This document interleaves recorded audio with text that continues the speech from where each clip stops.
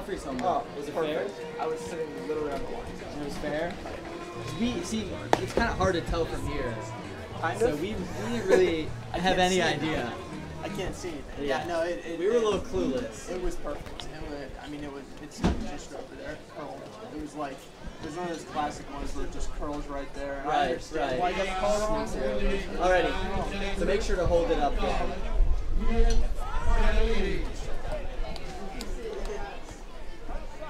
Welcome back, top of the fourth.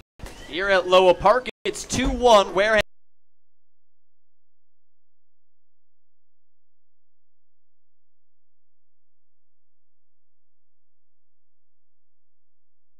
Sam Bree, Sam Niederman, and a special guest in the booth for this fourth inning, Colin Hoshill, sports reporter for the Cape Cod Times, covering all things Cape League. Welcome on in. Listen, I'm glad to be here, and we were just talking, am I here for a full inning or half inning? But considering we're on a one pitch, one out right here, I might be here for the full one. At that pace, we'll have to keep you on after the break. So you're covering this game today. Give us an idea of what your schedule is like during the Cape League season. So I cover about 5 games a week. It sort of varies on how many games I come to. I think I understand why you brought me up, though, because it seems like I've covered about 6 Cotuit games, and I haven't seen a loss yet. So. You have not. And we saw you last night on the field after the Hyannis game as Kreidler fouls one off, an 0-2 count for him. We saw you on the field after the game, after the loss against Hyannis, and we were like, true. No, our undefeated record with Colin covering the games is over, but then we learned you were only there for a couple innings or so. Yeah, I was just working on another story. That was the third ballpark I'd been to of the day, so I don't know what my ratio was for the other home teams, but yes, we can now say we can give a lot of qualifiers. I have never seen Cotuit lose a 9-inning game. There we go. We love to see that. It's a 1-2 count for Kreidler against John Baker as Baker kicks and deals the 1-2 fouled off. So you were here. We met you right away on opening day. We did. The 10-1 win against Brewster. You wrote a good piece kind of covering a lot of the off-the-field matters for the Kettleers. What was your angle going into that day, and what did you learn? Was it your first time at Lowell Park? It was not only my first time at Lowell Park. It was my first time at any Cape League game. There's a ground ball to the shortstop. Oviedo fires to first. There's a 6-3 putout, a quick 2 outs for Baker. Yeah, like I said, this was my first Cape League game ever, and it's not a bad place to start. It sort of sets the bar high. I think this is one of the top 2 ballparks. I like this in Chatham are my top 2. So it was a pretty awesome atmosphere, and there were a lot of fans here from both teams. I think they played against Brewster, if I remember, and it just so happened it was a month. What was it? I think it was even about a month ago today. It was exactly that's what I thought. And it was June Baker. 12th. It was John Baker on the mound. And it was Peyton Burdick with 3 home runs. It was a 10-1 opening day win. And since then, I've seen 5 more. Exactly. We've talked a little bit about in the past what I think of this team. And Goldfarb fouls one out. It's a 1-1. Every single time that I see them, they win. So in my head, they're this juggernaut. Right. But they're in the West, which I think is a really fascinating division right now because all 5 teams, I think 1 through 5 in the West might be better than all but 1 team in the East, personally. And with that team being YD. Yes. YD, I think, is the best in the league right now. So do you think, right now the last place team in the West is Falmouth, 12-13-1. Second place in the East is Chatham, as Goldfarb fouls one back, 1-2 count, 2 outs. So you think Falmouth could be better than Chatham? Yeah, I really kind of like the NBA, right, yeah, with the West? That's true, although I don't know that there's going to be a YD in the East this year. That's going to be the problem. Boston, maybe. I'm a Cavs fan, so I'm just going to let this one slide. Oh, so you're salty right now, right? I'm not salty. It'll be okay. Here's the 1-2 from Baker to Goldfarb. Served over to the second baseman. Smith gobbles it up. There's a 4-3 putout. A 1-2-3 inning for John Baker. Colin will be back for the bottom of the 4th. It's 2-1 Wareham here on the Cape Cod Baseball Network.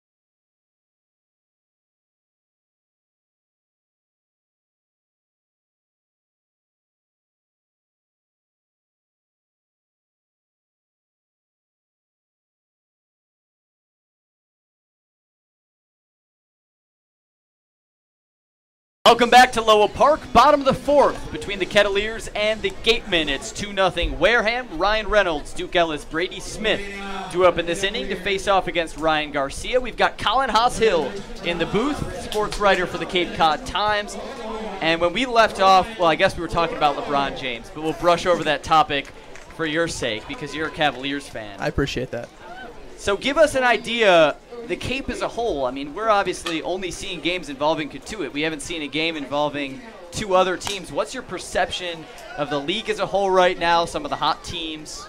So I think early in the season, I was sort of less than impressed with a lot of the teams. It just seemed like there was no one really standing out. And right now, I think this is the best that the league as a whole has played. And that makes sense, obviously, because a lot of the temporary guys who are on teams early in the season are gone. You got pretty much full rosters right now, and there isn't as much transition as there was early in the year.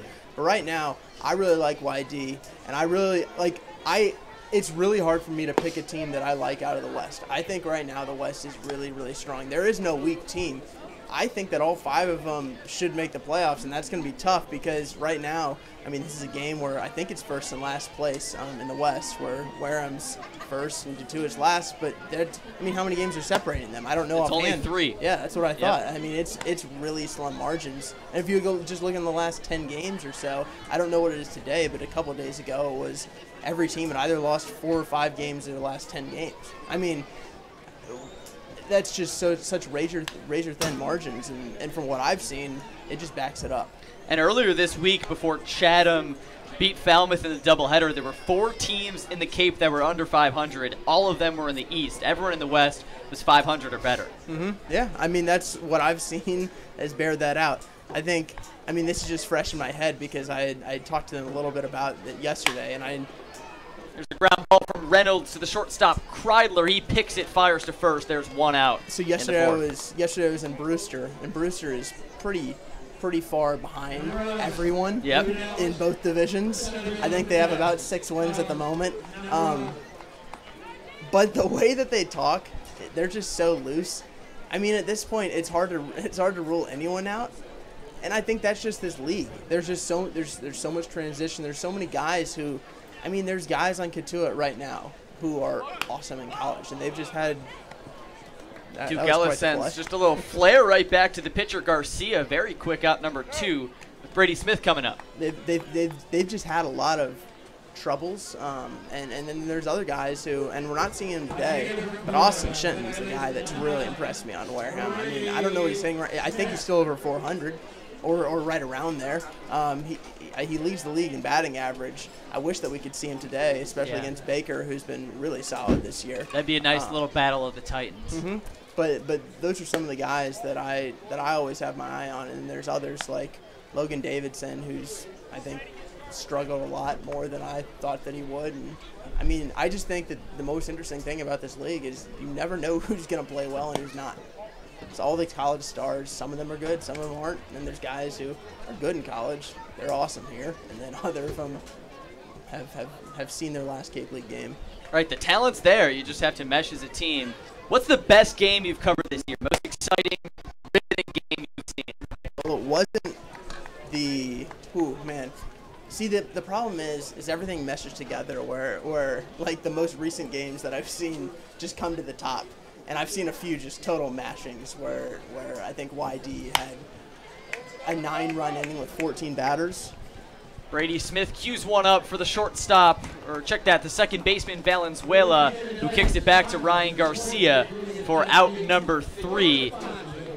You were saying about the game? Well, to be honest, there's not a ton that stick out as awesome games.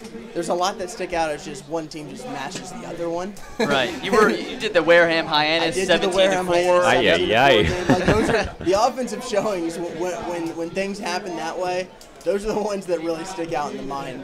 And a lot of that's because my deadline is 9, as I have told you guys multiple times.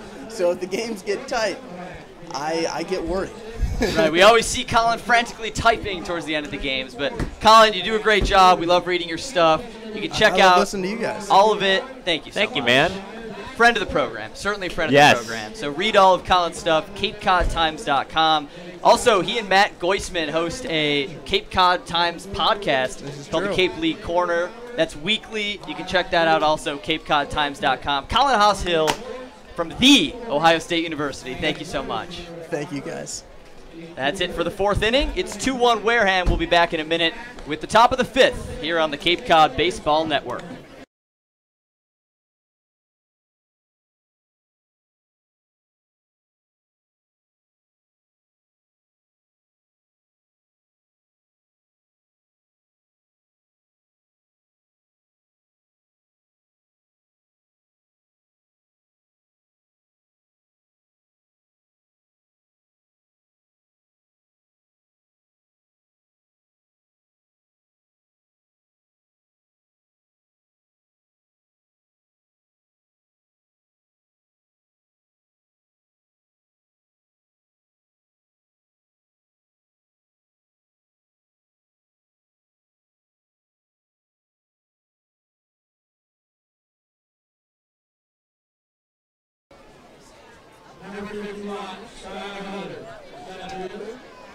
Back at it for the fifth inning here at Lowell Park, 2-1. The Wareham Gateman leading the Cotuit Kettleers. A big thanks to Colin Haas-Hill, sports writer for the Cape Cod Times, joining us in that last fourth inning.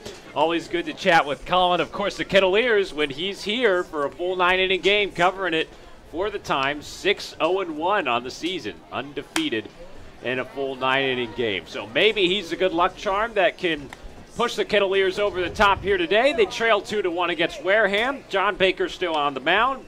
Skylar Hunter, Isaac Collins, and Saheed Valenzuela, 9-1-2, due up. It's Hunter from Purdue with a 1-1 count as Bake misses in the dirt with a changeup, 2-1. So great to talk to Colin. He does such a great job. And he's certainly Cotuit's lucky charm. You mentioned that record. Bakes 2-1. Hunter tomahawks it right at Brady Smith at second base, who will glove it for out number 1. So a loud first out, and the leadoff man retired. And now the Wareham top of the order, Isaac Collins, comes to the plate. So great to see Colin Haas-Hill. We met him a month ago on the day. Right, he said, I think we were the first people affiliated with the team that he met on the Cape. So I hope we made a decent first impression. It's complicated. First pitch to Collins, fastball on the outside corner for strike 1. I'll never forget it. We were in the third base grandstand. Right. We see this gentleman come up to us, younger guy our age, and sure enough, a friend of the program. Absolutely. The 0-1 to Collins, fastball high and tight for ball 1. A 1-1 count now on the leadoff man out of Creighton. He's 2 for 2 today with a single and a double and a run scored back in the third. 2-1, Gateman on top, 1 out here in the top of 5. Baker winds up, his 1-1 lifted into the gap, right center field. Robertson sprinting over to it, but it's going to get down. Another base hit for Isaac Collins, his third of the day, and a 1-out base runner for Wareham. Man, this guy's in fuego right now. He's just raking it into the outfield every time he steps up. Riding a little hot streak. We know how good he's been away from home this year. What a performance from Collins. 3 base knocks for Collins of the 5 for the Gateman today. A 2-1 Wareham lead here at Lowell Park. Cotuit trying to preserve the 1-run deficit here behind starter John Baker. Saheed Valenzuela digs in. First pitch to him with the runner going. Chop towards short. Oviedo backhand pick. He only can bat it down. A late throw onto first in time. He thought about maybe getting 2 there right near the second base bag, but he wasn't able to field it cleanly. Nevertheless, a pretty good defensive stop anyway on that one from Ovi. Would have been a pretty nifty play to step on second there with the runner going. Would have loved to see it, but smart from Oviedo. Priority 1 has to be secure the ball and then see what you can do. Reevaluate the situation. Did a nice job there getting it over for 2 outs. Jeremy Idens, the batter, runner on second base, 2 down in the inning. Baker will lift his leg and turn back towards second, but nobody covering. Brady Smith, the second baseman, shading a little towards the bag. Oviedo playing at normal depth at short. 2-1 Wareham here in the top of 5. Smith teasing to cover at second, but now Baker to the plate. Good swing and a miss there. Got him on the slider outside, 0-1. Idens at the plate. His RBI sac fly in the third inning has proven to be the difference. A 2-1 Gateman lead, looking for their third win over Cotuit this season. Baker from the stretch, closed off with the Nike cleats. Here's the 0-1. Fastball hit high in the air to deep right center field. Ellis coming over towards it. 3 down, and that's the end of the top of the 5th inning. Kettleers work around a 1-out base hit from Isaac Collins, and John Baker has worked through 5 frames. As we head to the home half of the 5th, Kettleers trailing 2-1 against Wareham here on the Cape Cod Baseball Network.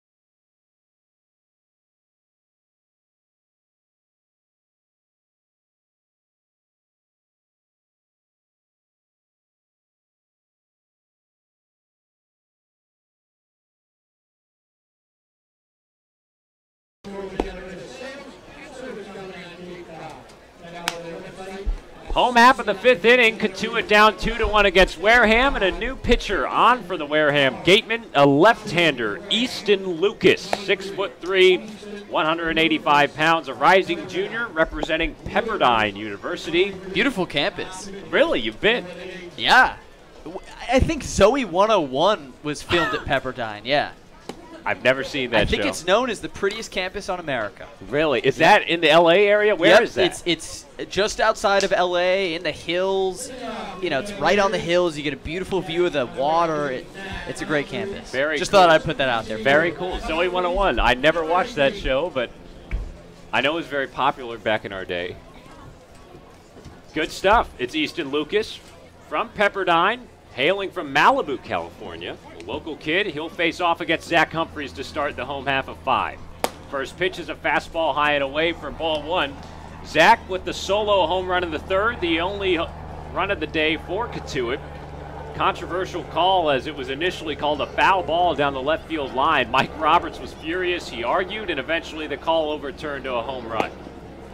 Humphreys takes a strike on the outside corner, 1-1. So a big-time spark for the Kettleers, who have cut the lead in half, still down by 1. As Sam's pulled up a picture of Pepperdine's campus on Google Images. Wow, that looks like Isn't a that little, beautiful? its own little world. 1-1 is a changeup in the dirt. You get the mountains, the beach, the water, some nice little ponds and lakes and fields, beautiful buildings. It It's looks nice. right on the water then. And I have confirmed with my sources that Zoe 101 was filmed there. Okay. You have your sources. 2-1 to Humphreys. Fastball at the chin. 3-1 now. Easton Lucas, the new pitcher on.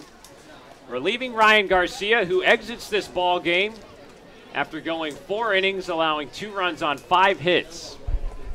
Or excuse me, 1 run on 2 hits to the Kettleer lineup. Humphreys pops one up, right side of the infield. Lockhart, the first baseman, in foul territory. Now seeping back into fair territory as the ball drops down for an infield pop fly base hit. So Lockhart did a banana cut into foul territory. Looked like he was going to catch it there. Then the ball drifted back into fair territory and it dropped. And Humphreys is aboard to start out the home half of the fifth. Don Sneddon, the Wareham field manager, is out of the dugout. Had a quick chat with Tom Carey, the home plate umpire. Now we'll go down to first. John Petula, who is the first base umpire. He's the man that had the view at that one. That ball landed on the grass, although hard to see the foul line on the actual part of the grass. I think Sneddon's argument is that that might have actually hit outside the line, but the call on the field is a base hit for Humphreys. Don't see that every day. Wareham's no stranger to arguing. They actually had a protest their game against Hyannis last week. The game was played under protest from the 5th inning on. That was a July 8th game. There was controversy with how they were using. My good friend Henry DeMore, who works for Wareham, was explaining this to me. I didn't fully understand, but there was controversy with how they were using a DH who came into pitch, and Wareham ended up playing that game from the 5th on under protest. They won the protest, so the result of that game, which was a 9-5 Hyannis win, was nullified, and Wareham's going to head back to Hyannis in a couple days, July 18th, to play the last 4 innings. Sounds like an adventure. Sounds fun. They're going to Hyannis and then Brewster on the same day. Make a stop on the way. It'll be a pit stop for the Gateman on that July day. But now a runner on first in Humphreys after the infield fly base hit. And he'll scoot back into the bag as the pitcher and Lucas will throw over. Easton Lucas, the left-hander, on the mound. Ryan Garcia going 4 innings, allowing 1 run on 2 hits for the Kettleers. They did actually call that an error on Lockhart on the last play. They did not rule that a hit, so 2 errors for Wareham on the day. An E3 as Lockhart unable to field that little pop fly. So Humphreys on for the 2nd time today if you include the solo home run. He takes his lead at first. Nobody out. Adam Oviedo at the plate and an 0-1 count. Lucas, the left-hander, deals in. There's a bunt popped up on the right side. It will trickle foul as John Martellini takes it in the glove. That's strike 2. I was using my binoculars to try and see what brand of glove Easton Lucas has, just because his name is Easton. Ah. But it's not an Easton, it's a Wilson. Interesting. If he got really good, I would imagine that there might be some sort of endorsement there. It makes itself. Wilson's a good glove brand.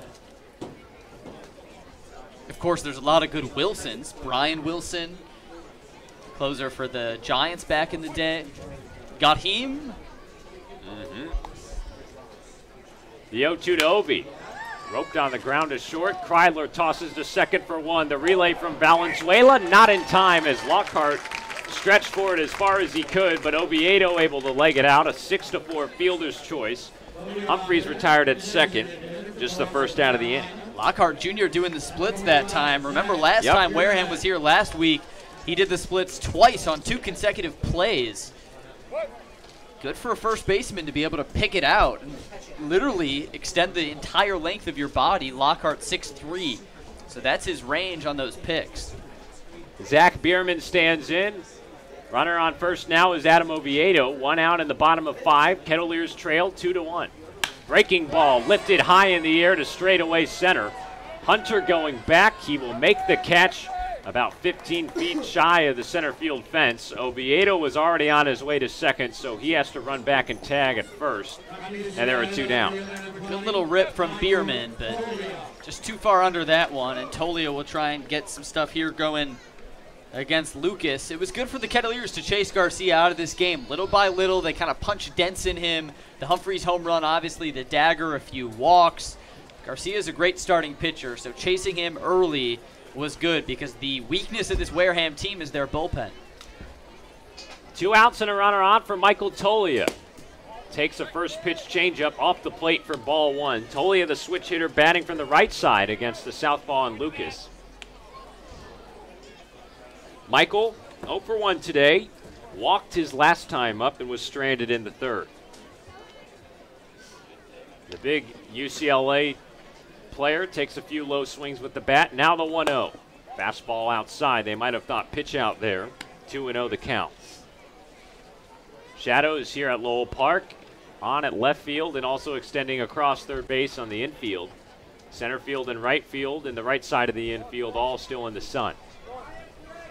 Clear blue sky overhead at the midway point of this game. 2-0 is a fastball framed on the outside corner for strike 1. Cotuit down 2-1 against Wareham here. The Gatemen have done well this season when it comes to leading midway through the game.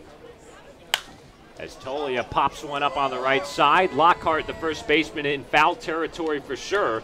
He makes the catch this time, and that's the 3rd out of the inning. So the Kettleers go down, stranding a base runner, and we head to the 6th, still 2-1 Wareham. You're listening to Cotuit Baseball here on the Cape Cod Baseball Network.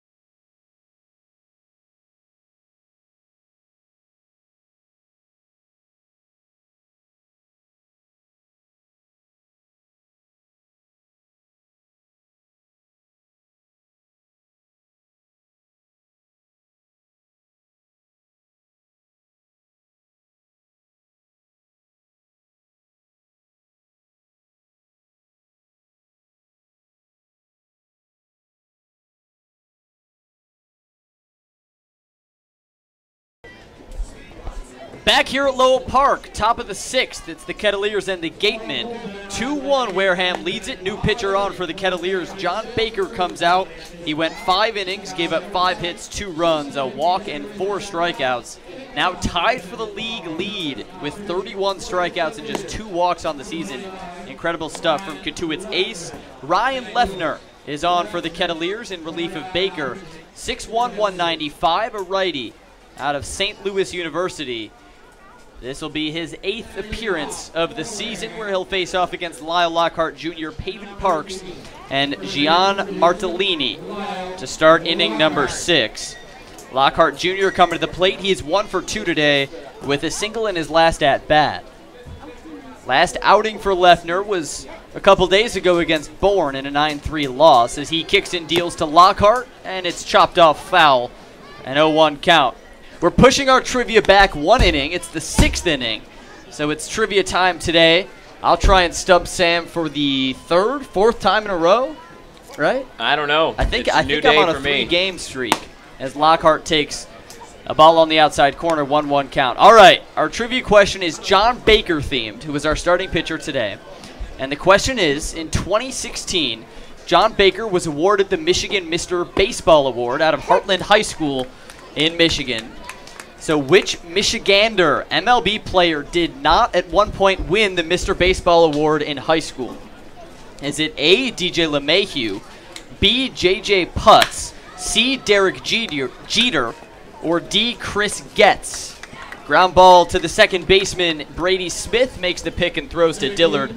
There's 1 out here in the 6th. So again, which MLB player from Michigan did not win the Mr. Baseball Award in high school? DJ LeMahieu, JJ Putz, Derek Jeter, and Chris Getz. Those are the 4 options. Go to our Twitter page at Cotuit Kettleers. Give us your vote. Sam will give me his vote in a few minutes. Early thoughts. I've eliminated a couple. I'm not going to tell you which one. Okay. And I feel better about today's question because, number one, I didn't have any pregame shenanigans with you saying, oh, no, somebody said the answer letter, and then you're like, oh, I got to rearrange them, but then you just kept it the same. Here's another ground ball to the second baseman. Smith gobbles it up to Dillard. That new 4-3 combo of Smith and Dillard looking good.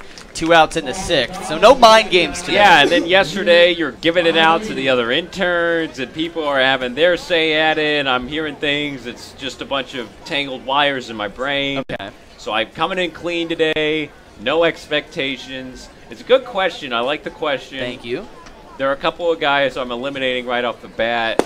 I am going to go with, can I give my answer now? I'm going to give my answer. Give it now. Go for it. I'm going to go with D, Chris Getz. Chris Getz. All right. Yeah. I'll vote Chris Getz on Twitter. Yeah, vote for me. So yeah, they and can I didn't see. get to see what your vote was. Instead, you're just going to vote for that. 1-1 the count to Martellini. He's 0 for 2 today. It was either him or Putz, but Okay. I'm going to say that Putz was probably a pretty good ball player in high school. Here comes the 1-1 to Martellini. Swing and a miss, strike 2. Lefner looking for a 1-2-3 inning. So we'll have the answer for you, let's say, bottom of the 7th. Give us your answer on Twitter. We'll see who the leading vote getter is. 1-2 the count, no one on. 2 outs, Lefner against Martellini. He kicks and deals. This one taken low for ball 2. Well, yesterday we had 810 votes on the trivia question because it was Thomas Dillard. It actually went up to almost 1,500. Wow. Here's the 2-2 with the shift in the dirt, ball 3. Big shift applied for Martellini. We've been seeing the Kettleers employ more and more of these. So Gian is a righty. So 3 infielders on the left side of the infield, Reynolds, Oviedo, and Smith, with only Thomas Dillard on the right side. Here's the payoff pitch with 2 outs. Swung on and cracked over the head of Oviedo. Into left, a single with 2 outs for Gian Martellini. And now a runner on for Wareham. Yeah, nice job beating the shift there. Just don't hit it at him, hit it over him, right? Remember Finding Nemo? Don't go over the trench, go around it. Right. Or excuse me, go through it. But always just keep swimming. Yeah, that's right. Yeah, so Thomas Dillard, Sam got this one wrong. It was yesterday's trivia in Hyannis. How many batters did Dillard strike out in his pitching appearance last year for Cotuit against the YD Red Sox? Dillard and the Ole Miss baseball account retweeted it. So we got almost 1,500 votes.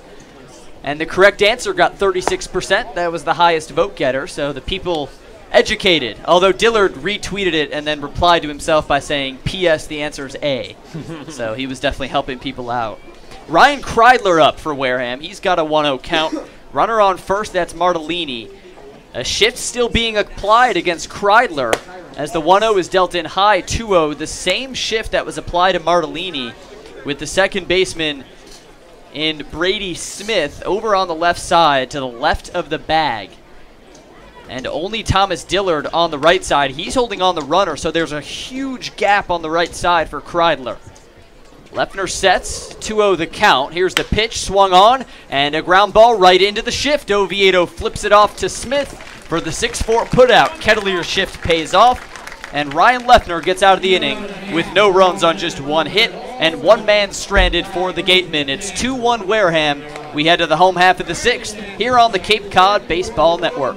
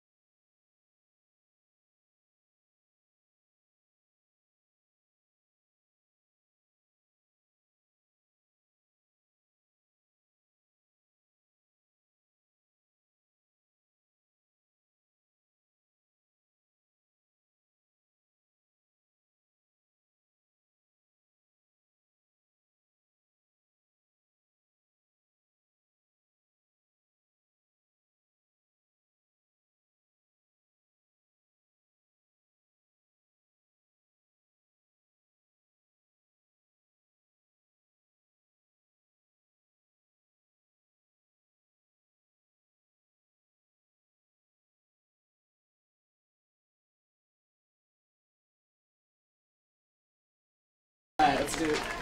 Here we go, brother.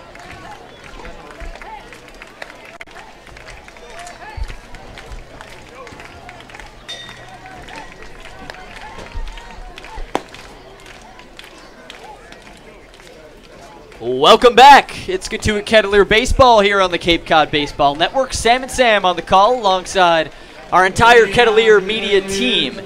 It's 2-1 Wareham in the bottom of the 6th. Good part of the order coming up for Cotuit. 3-4-5. It's Dillard, Robertson, Reynolds going up against Easton Lucas. The reliever out of Pepperdine, tall lefty for the Gateman. Ryan Garcia went 4 innings in this one. John Baker went 5. Now we're on to the bullpens. Have a hit chance raining out as Thomas Dillard swings and misses at the first pitch. That's been the rallying cry this year. Have a hit. We'll hear that on the loudspeaker a few times. And in the crowd, of course, as the 0-1 comes to Dillard, he cracks it foul. An 0-2 count as he tries to have a hit. He's 0 for 2 today.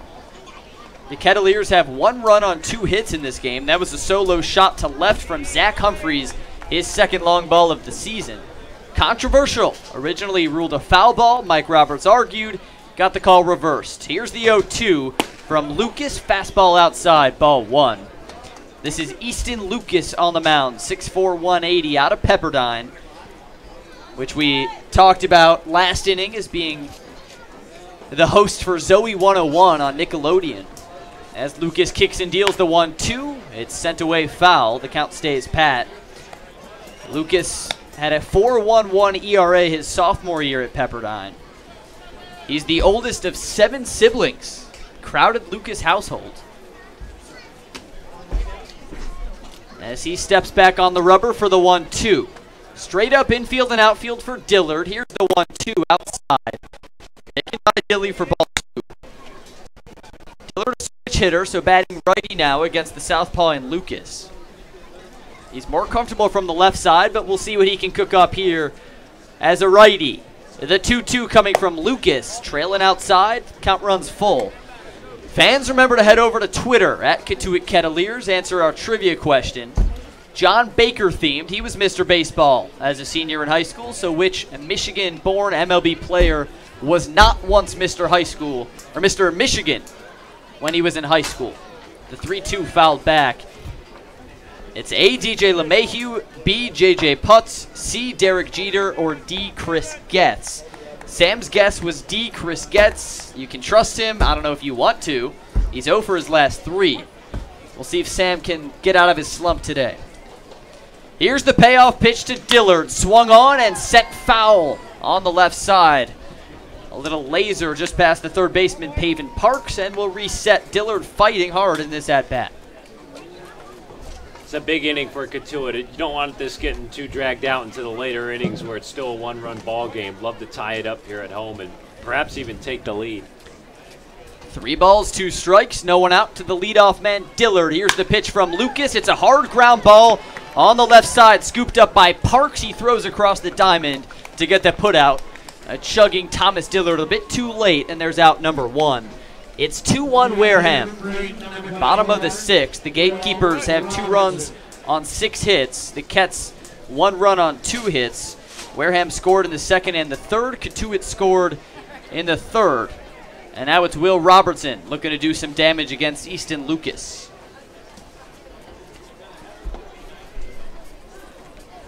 Robertson digs in. Lucas kicks and deals to Robertson, who sends a high chopper on the right side. Second baseman Valenzuela is there. He chucks it over to first. For the quick out, there's 2 outs. So the only run for Cotuit today, the solo shot from Zach Humphreys. And we remind you that every home run at Lowell Park for the Kettleers this season is special. The home run from Zach Humphreys results in a $250 donation to the Cotuit Athletic Association in memory of Bob Siegel, a longtime fan and great friend of the Cotuit Kettleers. Now here's Ryan Humphreys. Ryan Humphreys, what am I talking about? Ryan Reynolds. It's that kind of time of the year, my friend. It is. 26 games in. We're mixing up names already as Reynolds digs in and swings through the first pitch, an 0-1 count. Ryan Reynolds. He's 0 for 2 today. On a bit of a hot streak as of late. And head coach Mike Roberts has been singing his praises as he swings through one there, an 0-2 count. He compared him after the Hyannis game to Justin Smoke, a 2006 Kettleer who won the Cape League MVP that season. He says the compact swing switch hitter for Ryan Reynolds reminds him a lot of Smoke as the 0-2 comes in low for ball 1. Roberts said he hasn't seen many guys in his 15 years in Cotuit that could play third base defensively at the professional level right away, but he considers Reynolds one of those guys. And Reynolds has pedigree in his family. Shane, his father, was a pitcher in the pros. Here's the 1-2, chopped off foul, a 1-2 count. Coach Roberts down there at third doing the old Olay, letting the ball pass through. Foul ball just past him.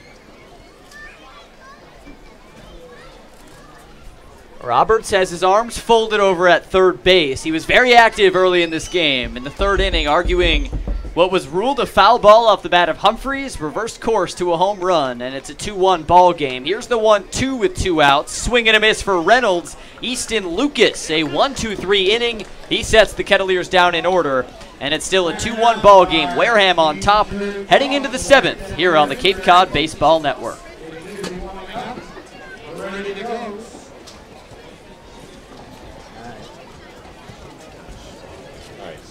Mason. This is Mason. Do I play this in now? Yeah, plug the field.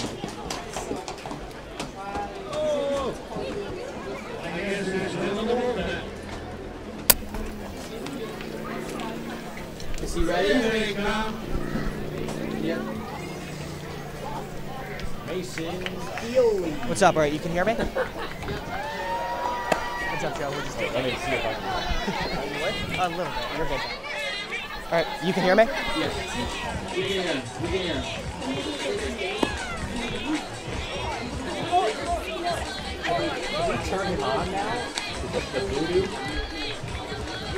Like, if we turn this up, will he be going out onto the air?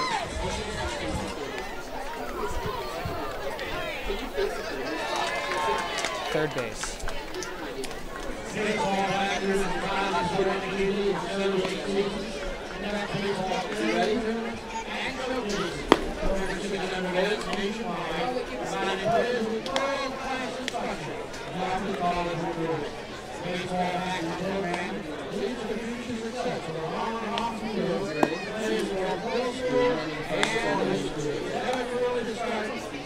All right, Mason, you ready? All right, we're gonna sit. Hold on. Just listen to me. Follow my cue. We're coming back now. Welcome back. Top of the 7th here in Cotuit. It's 2-1. Wareham on top of the Kettleers. Now let's send it down to the third member of our crew, Mason Horodisky. Take it away, Mason.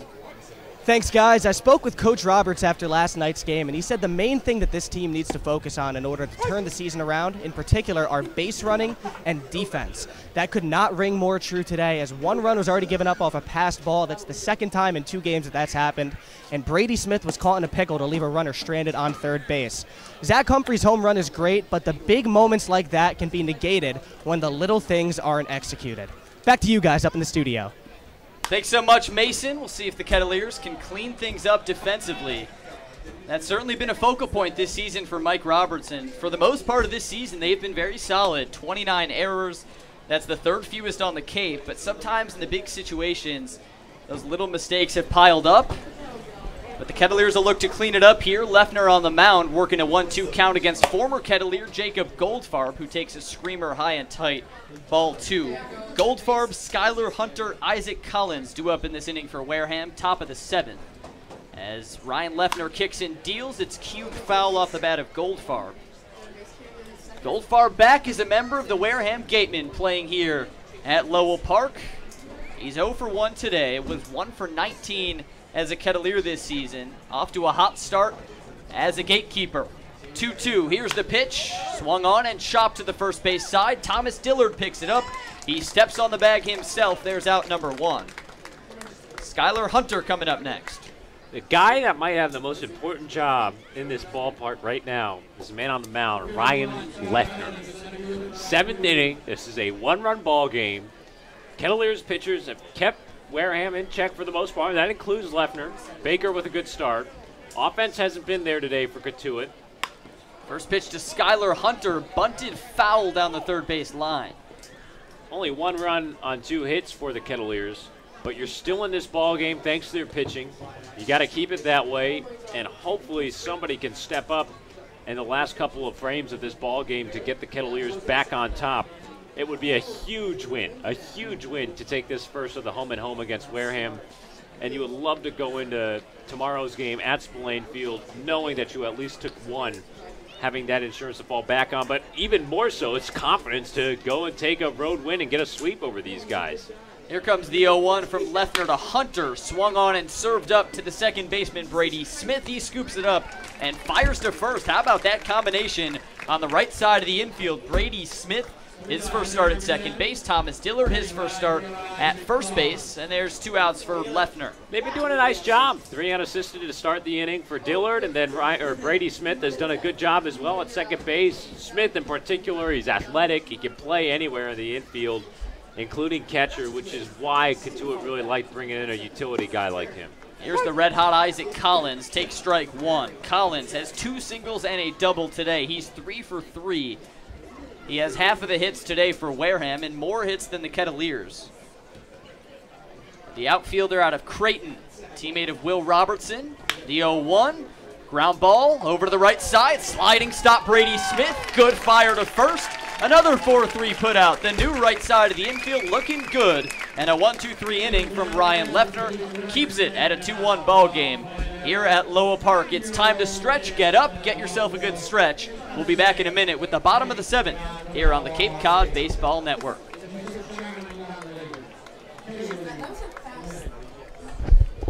Great job, Mace. That was perfect.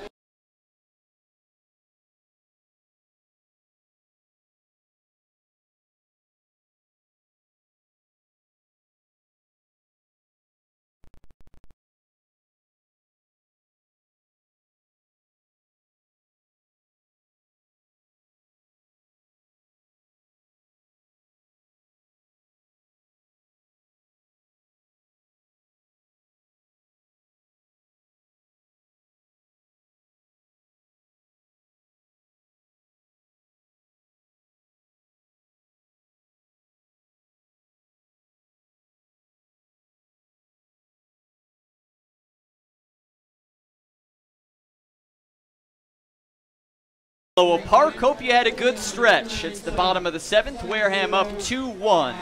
2 up in this inning, Duke Ellis, Brady Smith, Zach Humphreys. All right, bottom of the 7th, time to revisit our trivia question, which was John Baker themed because Baker was awarded the Michigan Mr. Baseball Award his senior season at Heartland High School in Michigan. So our question was, which Michigander MLB player did not win the Mr. Baseball Award in high school?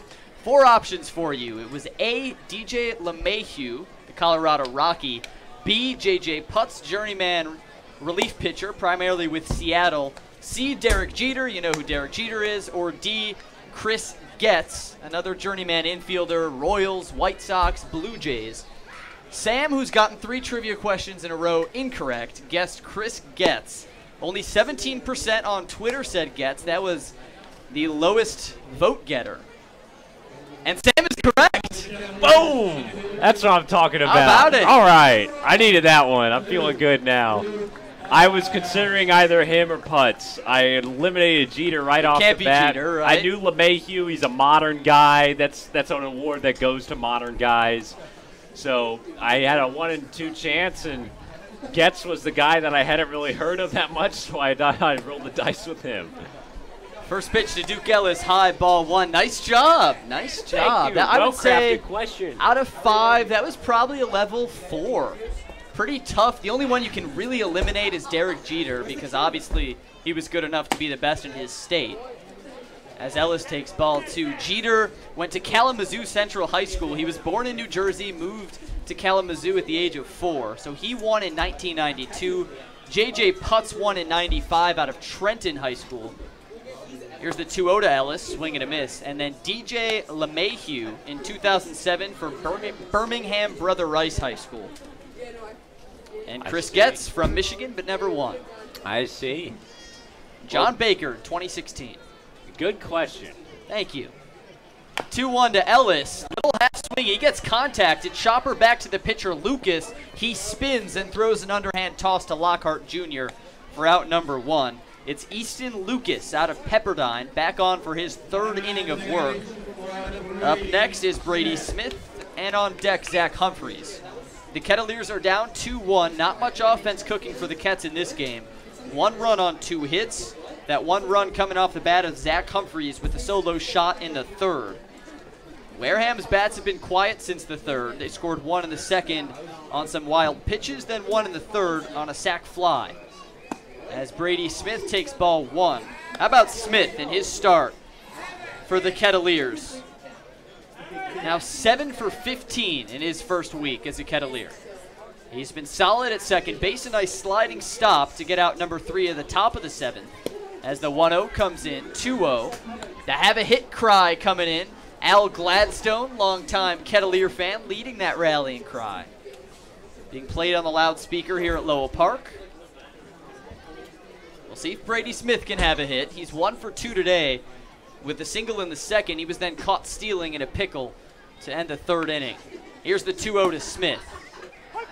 Fastball just grazes the inside corner for strike 1. And this is the first leg of a home and home.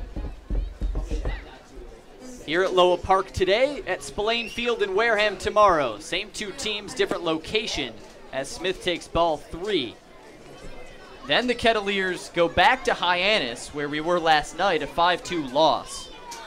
So this is like a little Wareham sandwich, with Hyannis being the bread. Big stretch for the Kets as the 3-1 comes in, swing and a miss, strike 2, and the count runs full. Looking around the Cape at some other scores, 6-2 Harwich over Brewster, top of the 7th at Stony Brook. 8-4 the YD Red Sox, they're leading the East and leading the Orleans Firebirds in the top of the 6th at Red Wilson Field. Here comes the payoff pitch to Brady Smith. He takes a hack at it and sends a ball high and foul on the right side. It disappears into the trees, out of play. The count stays full. Over at Gov Fuller Field in Falmouth, 1-0 Commodores leading the Harbor Hawks. And we are not yet underway in Chatham, about 5 minutes from first pitch between the Anglers and the Bourne Braves. 2-1 here. Wareham leads it over the Kettleers. Brady Smith looking to change that. A full count with 1 out, no one on. Lucas kicks and deals. Swung on by Smith. It's a high fly ball into right center field. Collins comes over. He makes the catch in shallow right center, and there's 2 outs for Easton Lucas. Now Zach Humphreys at the plate for the Kettleers, the man responsible for Cotuit's lone run. He had a solo shot in the 3rd, served off his bat right near the foul pole, took a little banana hook right over the left field fence, originally ruled a foul ball. Mike Roberts was furious, said it was fair, and the umpire and crew agreed with him. A home run for Humphreys, his 2nd of the season, as Zach takes strike 1 from Easton Lucas. So the Wareham Gateman up 2-1. They lead the West with a 16-10 record, tied in points with Hyannis. Here's the 0-1. Just hooks inside for ball 1. The Gatemen got off to a really hot start. They were 12-6 in the month of June, just 4-4 in July, so playing 500 ball this month. But we'll try to make it 5-4 here. The 1-1 inside. That's ball 2. And here in the 7th, the Gatemen have the lead. When they lead after the 6th this year, Wareham is 14-1. So the Kettleers will look to break that streak. They're 2-8 this season when trailing after 6. Both of those comeback wins coming against the Orleans Firebirds. 2-1 the count, 2 outs. The pitch swung on. It's a chopper to the left side of the infield. Pavin Park stabs, throws across the diamond, and the splits from Lyle Lockhart Jr. as he picks it for out number 3. Another 1-2-3 inning for Easton Lucas, and it's still a 2-1 ball game. Wareham on top. We head to the 8th. Sam Niederman with the play-by-play on the other side here on the Cape Cod Baseball Network.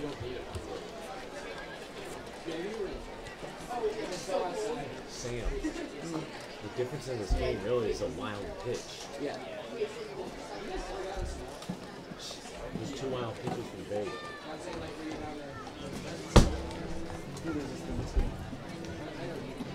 I wouldn't be terribly upset, but we really don't deserve the win.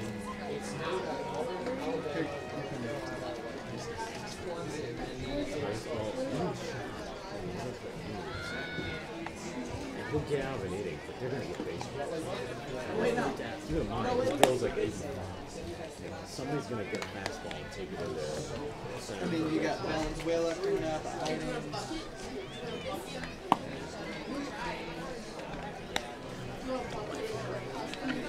He's pitching well.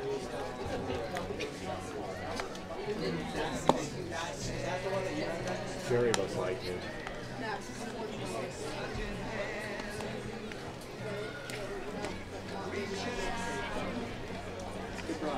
Good job, yeah.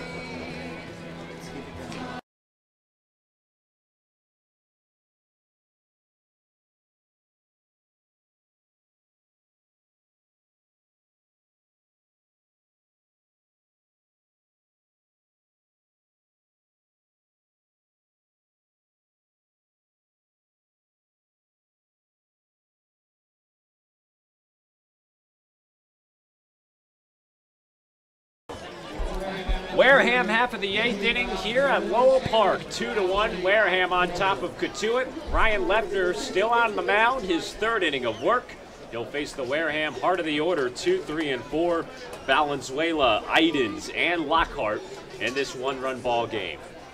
Lefner a slow windup. The right-hander deals in an 81-mile-an-hour changeup low. That's ball 1 on Valenzuela. Second baseman from Cal State Fullerton today, 0 for 3, grounding to short his last time. Sun starting to go down, shadows across the left side of the diamond at Lowell Park as Valenzuela fans at a changeup there. 1-1. He lost the bat on that swing. Picks it back up in the batter's box. He's all good, didn't break anything, and the count evens up. Lefner from St. Louis University, the Billiken. Pauses, now his windup, the 1-1. Turned on the right side, foul, 1-2. Sac fly from Jeremy Idens. That's the difference in this game. That run came all the way back in the 3rd to give Wareham a 2-0 lead. Zach Humphreys responded in the bottom of the 3rd inning with a home run down the left field line. The only run for Cotuit today. Called strike 3 on a breaking pitch. Valenzuela sat down with a backwards K. Ryan Lefner with a strikeout, his 2nd of the evening. Ryan Lefner looks sharp. These 2 middle relievers in Easton Lucas and Lefner, it's turning into a little modified pitcher's duel with these 2. Very well pitched game so far.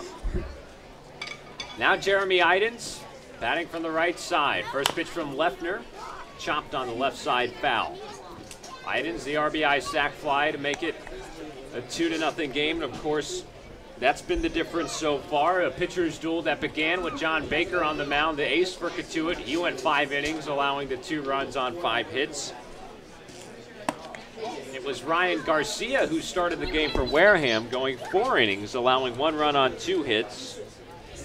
And just 2 pitchers combined out of the bullpen from either side. Lefner for Cotuit and Lucas for Wareham. There's a big cut and a miss there from Idens. Breaking pitch working for Lefner here. He's ahead in the count, 1 ball and 2 strikes.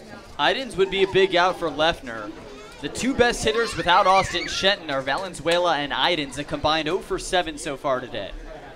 The 1-2 hit high in the air toward deep left field. Tolia has it, and that's now number 2. 0 for 8. Great job by the Cotuit pitching staff today, keeping Valenzuela and Idens in check. 0 for 8, as Sam said, only that RBI sac fly, the only productive thing.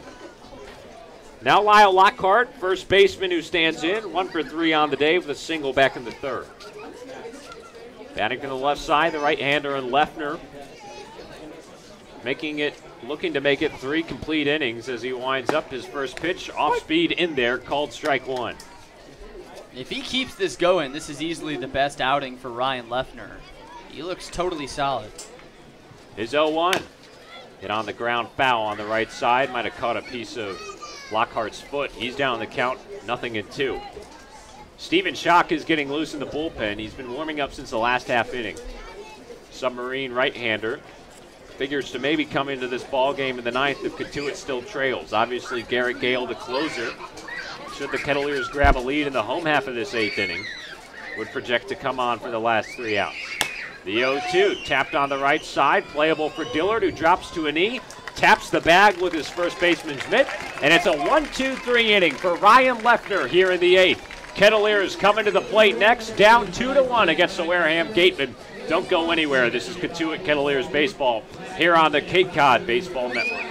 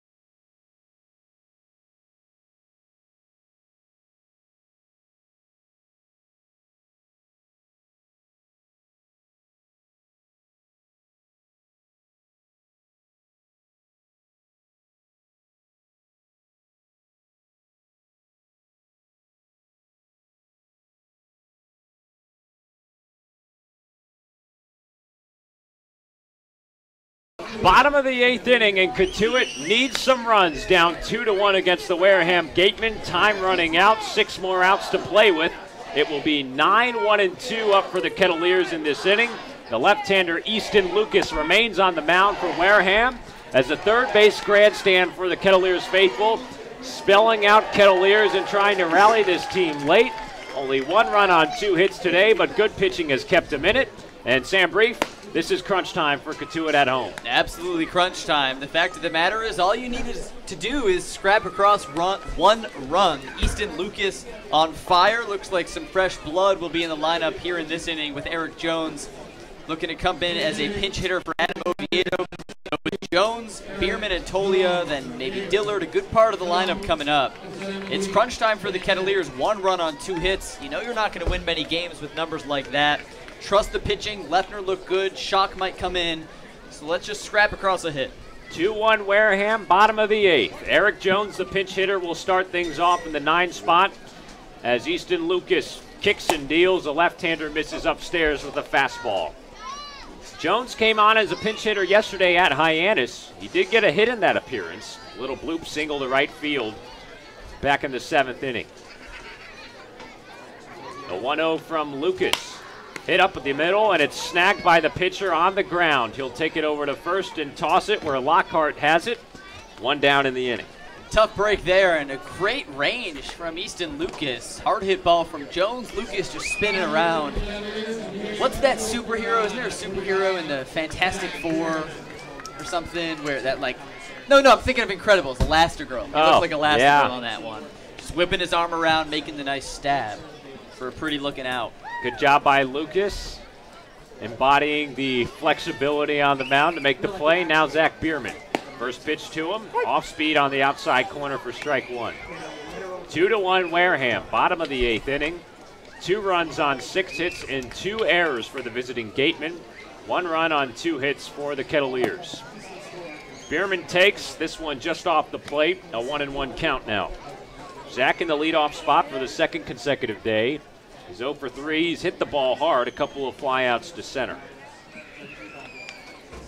The 1-1, swing and a miss at a curveball in the dirt. Nobody on for Cotuit. 1 out, and Zach Bierman at the plate facing a 1-2 count. Kettleers have only stranded 5 base runners today just because they have not had much to work with. Only 2 hits. A couple other players have reached in a variety of ways. Here's the 1-2. It runs way upstairs on Bierman, 2-2. Michael Tolia, the man in the on-deck circle. He just took a deep breath. Quite a zen moment as he closed his eyes and focused up in the on-deck circle. The 2-2 lasered on the left side, foul. The netting protecting the fans on the third base grandstand. That's packed to the gills as usual here at Lowell Park. Full crowd on hand to watch this one. Plenty of folks down in the lawn chairs down the left field line near the bullpen. And plenty on the concourse as they watch Zach Bierman. The 2-2, Lucas hits him on the front shoulder, a bender that didn't bend at all. And that is a one-out base runner for the Kettleers, a hit batsman in Zach Bierman. All right, that's all you need. Get on base, unorthodox way to do it. And now let's see if the Zen Master, Michael Tolia, can put a good licking on the ball. He does a couple of wide forward folds and will get set to bat from the right side here. Switch hitter facing Easton Lucas for the second time today. Last time up, he popped out to the first baseman, Lockhart. Lucas, the left-hander out of Pepperdine, working 2 1/3 innings so far. Holding down Cotuit late. First, he'll throw over to check on Bierman, who was barely off the bag. Bierman not the fastest runner on this Cotuit team. Tolia at the plate now, looking to make an impact. 0 for 2 today with a walk. Wareham infield ready for a double play. First pitch to Michael, outside for ball 1. Now time called as Tolia's former Cotuit teammate John Martellini will come out and conference with Easton Lucas, catcher from Boston College. Played in Cotuit the last 2 summers. He's back out on the Cape for a 3rd summer as a rising senior, joining the Wareham Gateman, leaders of the Western Division. Kettleers trying to take him down here at home with a late rally. Tolia open stance, now the 1-0. Popped up, right side, foul territory near the Wareham dugout, and that will hit the top of the dugout and get out of play. Lots of activity down in the Cotuit bullpen. Garrett Gale getting loose, perhaps getting himself prepared for a possible save situation or even to pitch the 9th anyway and go out as the winning pitcher should Cotuit rally in that inning. Stephen Schock also up. He's been getting loose for quite some time. Runner on first is Bierman. 2-1 Wareham. Here's the 1-1. Fastball that's high and on the outside corner of the strike zone behind home plate. A 1-2 count now on Tolia. Kettleers watching intently from the third base dugout. Thomas Dillard is the man standing on deck, number 3 in the Cotuit order. Here's the 1-2. Tolia fights it off again, foul. Good at bat here from Tolia, fighting hard from the right side. The key here is to not try and do anything too grand. Just get a little poke, be patient, wait for your pitch, and try and keep the line moving. 1 run is all you need to keep this one moving. The sun setting down behind the trees on the left side. The only area of Lowell Park in the sun is right field. That's where Isaac Collins stands. 1 out, the 1-2. Ground ball, foul on the left side, and Tolia continues to hang in.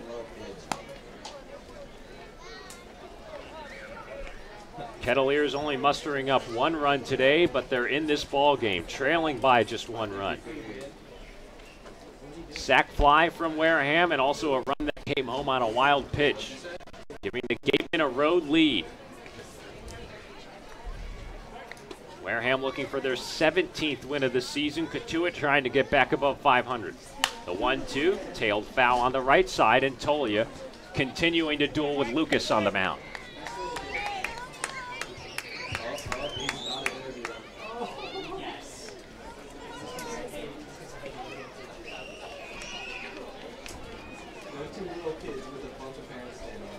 Wareham with a 1-run advantage late in this ball game.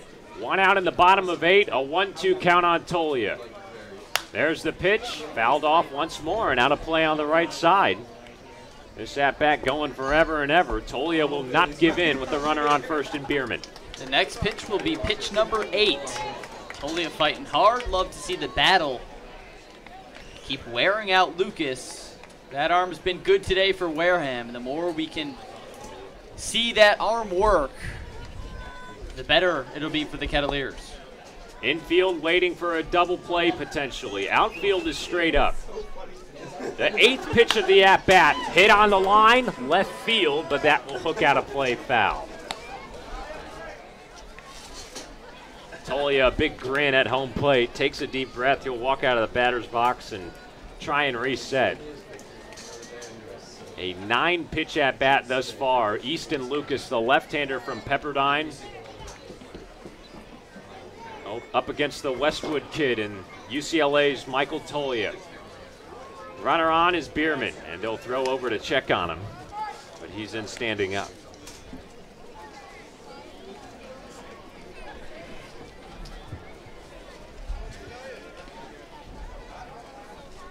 Kettleers trying to tie this game up late.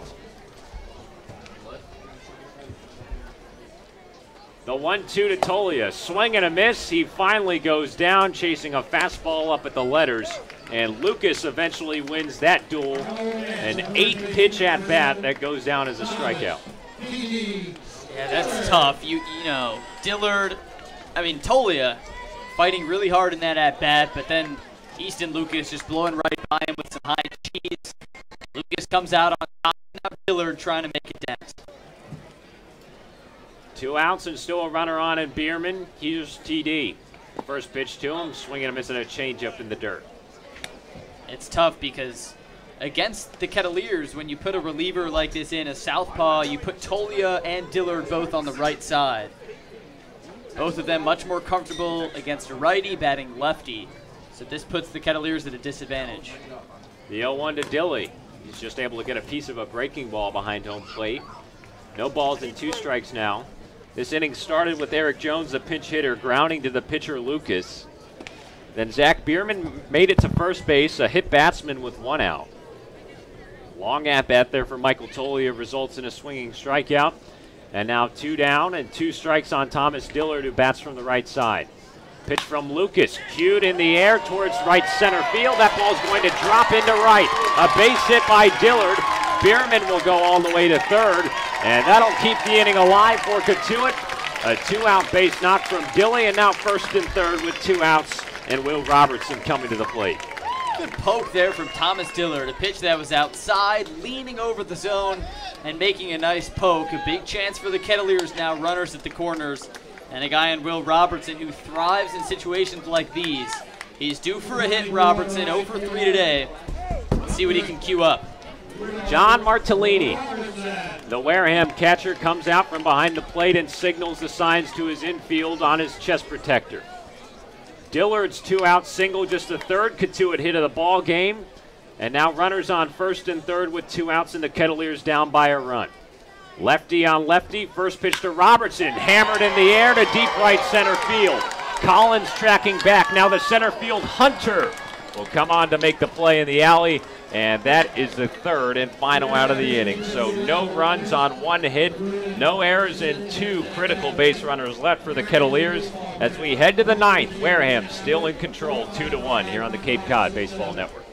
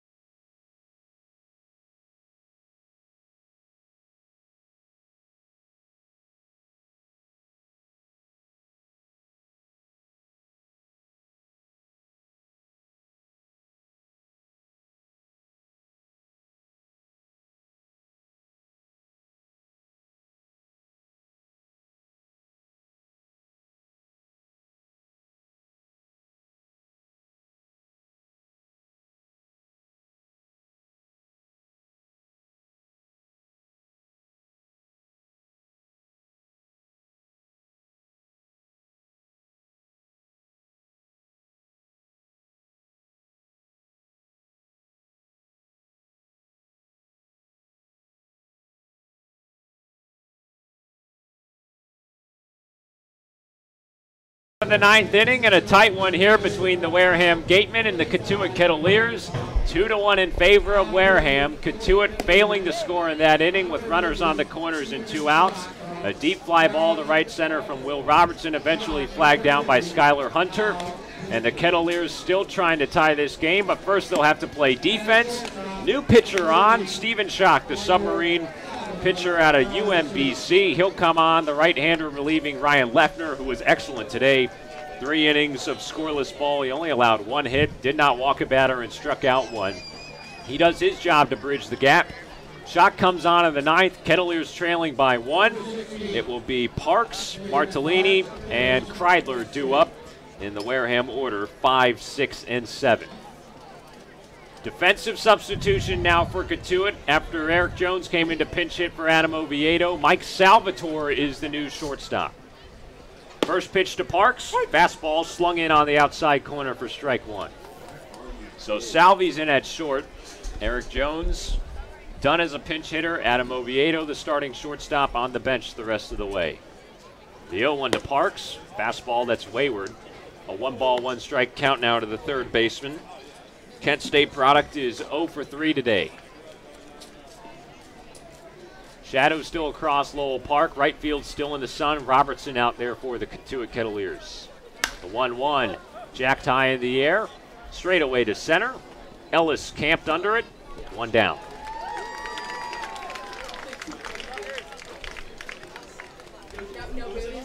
Schock retiring the leadoff man. And now John Martellini. 1 for 3 today. Single back in the 6th inning. Catcher from Boston College. Had the day off yesterday. He's been welcomed back into Don Snedden's lineup. And the shift will be applied here for Cotuit. 3 infielders on the left side with the second baseman Smith moving over. First pitch from Schock. Fastball on the outside corner for strike 1. Love to see all these shifts being employed for Cotuit as of late. Mike Roberts, head coach, is more of an old school guy, but they've been going with it over the last few games. 0-1 to Martellini, check swing.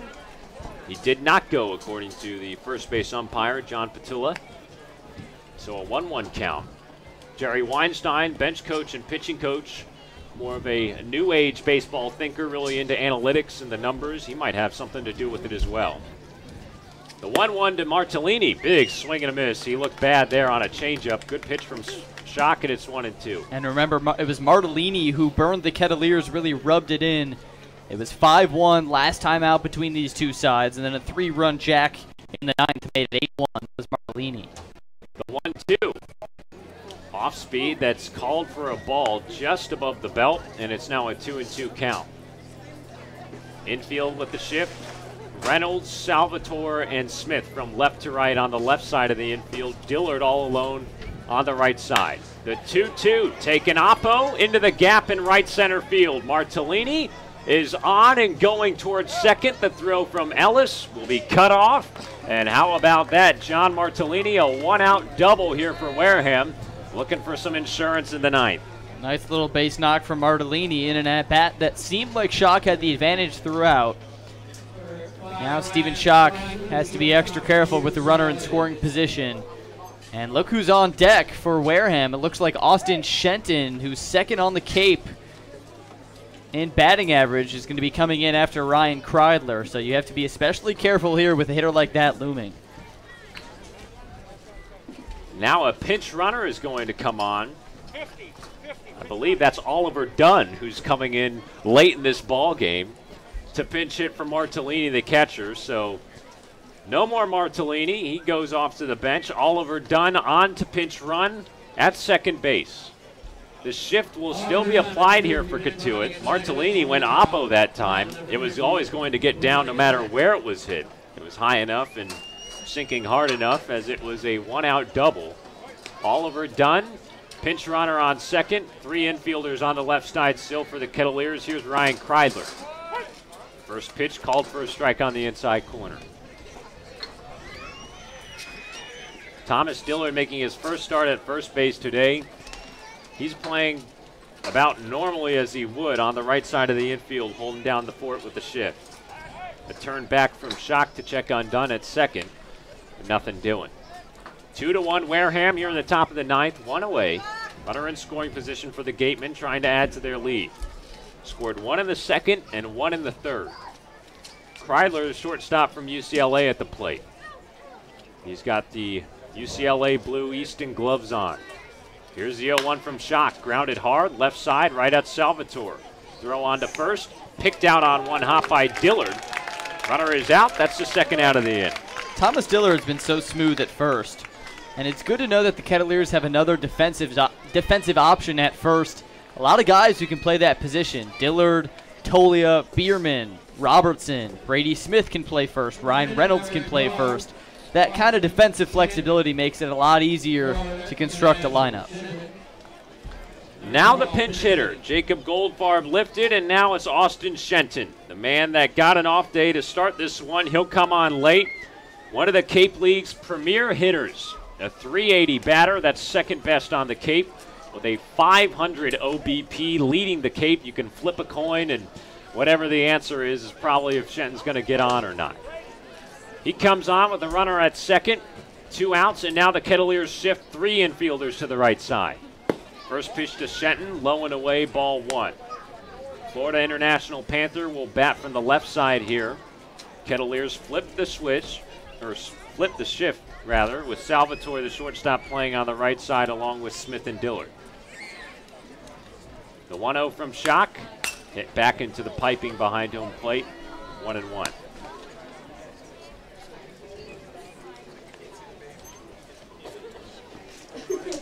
Shenton with 18 runs batted in on the season. That's second in the Cape.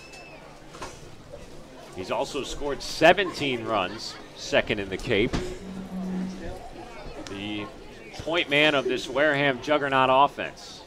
The 1-1, Schock loops it in. Nice off-speed pitch on the outside part of the plate for strike 2. The Kettleers pitching has done a nice job keeping Wareham in check. Only 2 runs on 7 hits.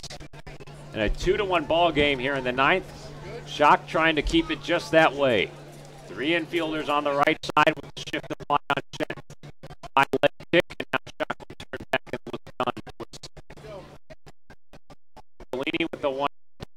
Oliver Dunn, the pitch runner at second base. Nobody holding on. Ryan Reynolds, the third baseman, the only man on the Kettleer left side of the infield. Outfield is straight up. Here's the 1-2 from Schock. Whipped in, fastball that got by him for strike 3, and Stephen Schock does his job. Coming back towards the home dugout as we head to the bottom of the 9th, 2-1. And the Kettleers looking to try and win it here at home. We'll be back with the last inning of this game here on the Cape Cod Baseball Network.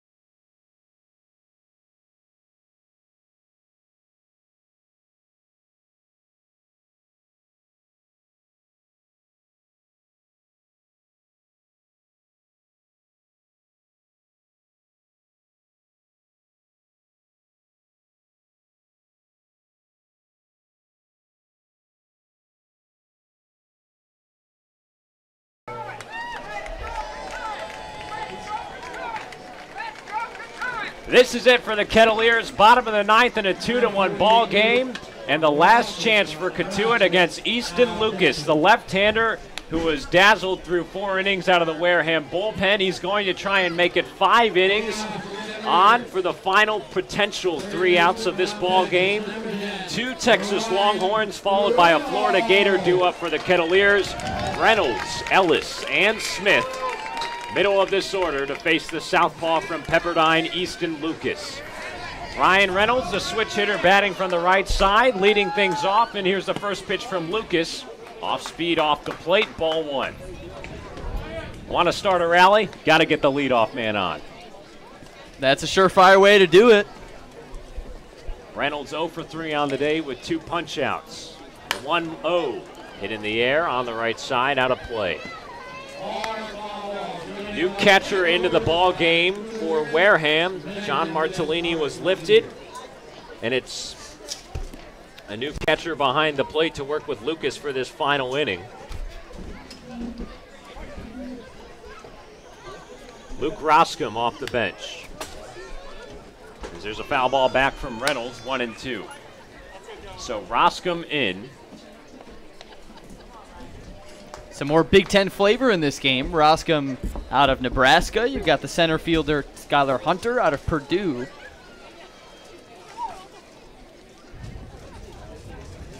Reynolds in a 1-2 count with nobody on here to start the bottom of 9. A 1-2, high and away from Lucas, and it's a 2-2 count. Lucas has done a nice job against the Kettleers here late in this ball game. Has not walked a batter yet. That always helps out of the bullpen. The 2-2 to Reynolds. Hit in the air, into center field. Base knock to lead off the bottom of the 9th. Ryan Reynolds does his job, and the Kettleers have a man aboard in a 1-run ball game. All righty. Maybe a rally starting. That's the formula. You want to score a run against a tough reliever, get the leadoff man aboard. As you said, Ryan Reynolds, good base knock. This trio has been very solid. All pretty new Kettleers in Reynolds, Ellis, and then Smith. And let's see if they can cook up something magical here. The Kettleers have walked off already twice this season. They're no stranger to that. Duke Ellis, the batter, with a man on and nobody out. Will he try and bunt him over? He shows bunt. Takes a strike on the outside corner from Lucas after pulling it back. Corner of the infield playing in for Wareham. That's Parks at third. Lockhart, the first baseman, holding on Reynolds.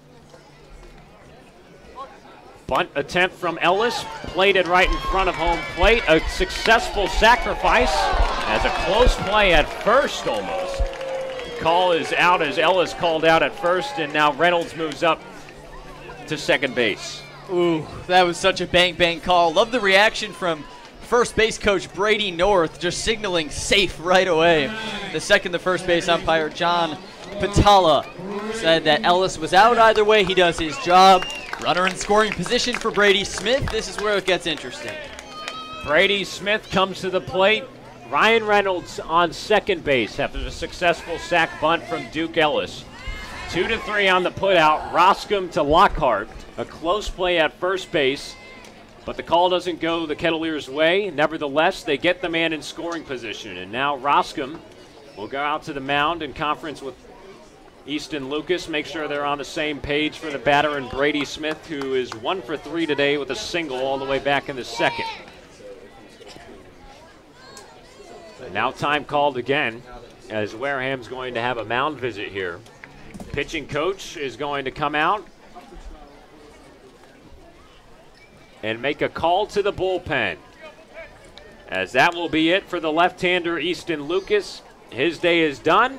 As a new pitcher trots in from the Wareham pen, we'll get you that new arm when we come back on this break. A 2-1 game. Cotuit trailing with a runner on second and 1 out here in the bottom of the 9th. We'll be right back. This is Cotuit Kettleers Baseball on the Cape Cod Baseball Network.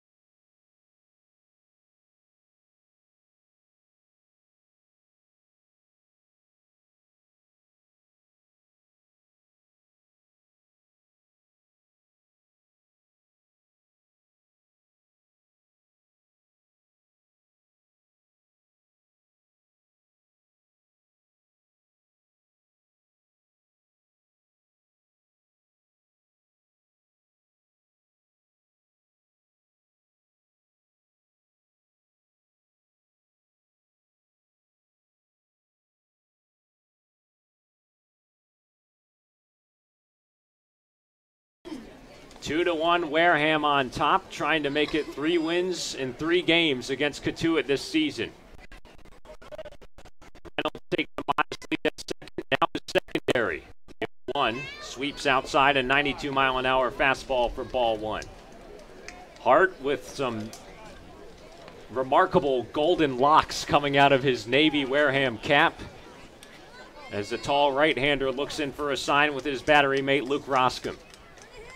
Smith at the plate. Here's the 1-1. Ground ball hard up the middle and into center field. Reynolds wheeling around third base.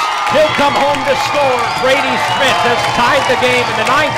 An RBI single.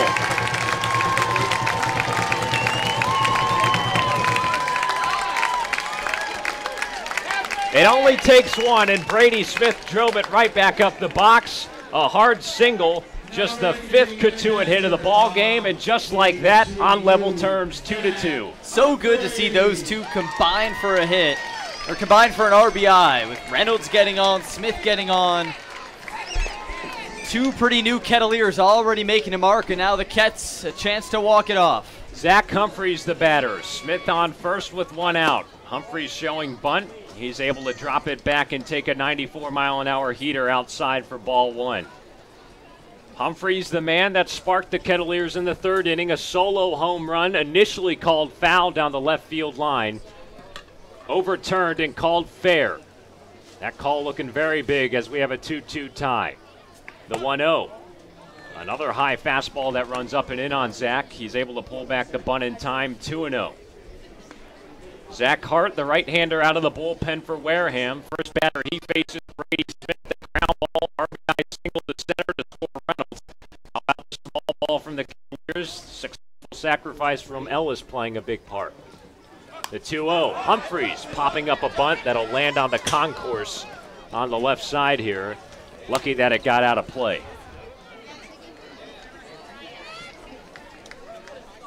2-2 here in the bottom of the 9th. Brady Smith able to draw this game even with the RBI single. He's on first base, held on by Lockhart. The right-hander Zach Hart on the mound. Closed off out of the stretch. Set at the belt, the 2-1. Bunt on the right side. Nicely done, Zach Humphreys, as he hustles down, and the throw is off the glove of Lockhart. Humphreys safe at first. Beautiful bunt, and he gets a cherry on top as well as he reaches safely. Luke Roscom, the catcher, can't believe it. It looked like Lockhart might have collided up against Humphreys running down at first base, and now the field manager for Wareham, Don Snedden's going to come out and ask for explanation. But Tim Carey, the home plate umpire, immediately says safe, and everybody will retreat back to their positions. Humphreys aboard, now 2 on with 1 out.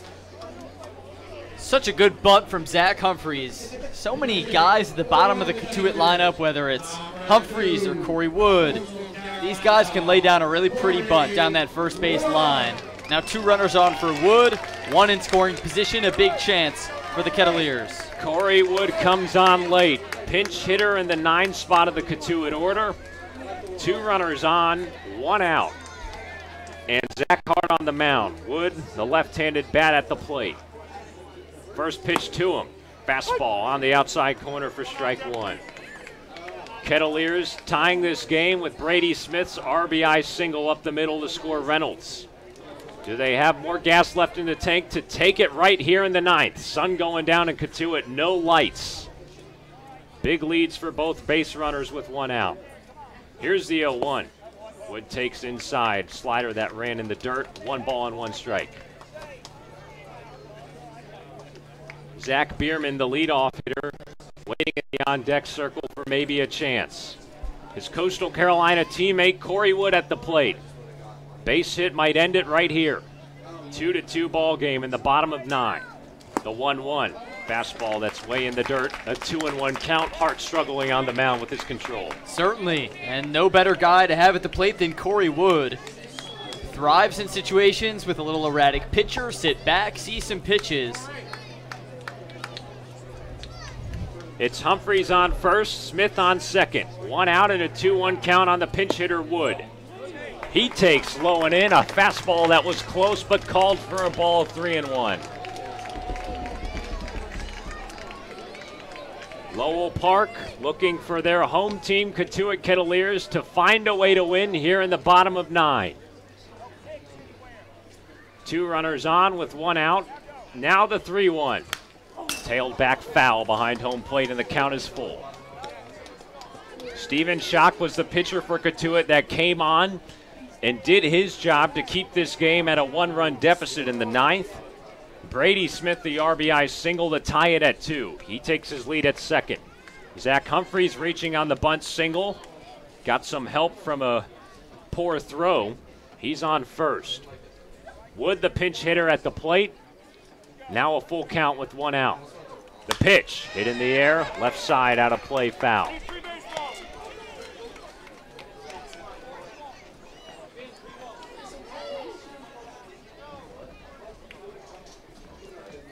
Sun is setting down behind the trees at Lowell Park. You can see the sky fading to white in the distance beyond the big tree line. 2 runners on, tie game. Full count to Wood with 1 out. Hart ready, but then he'll turn back and look at second base.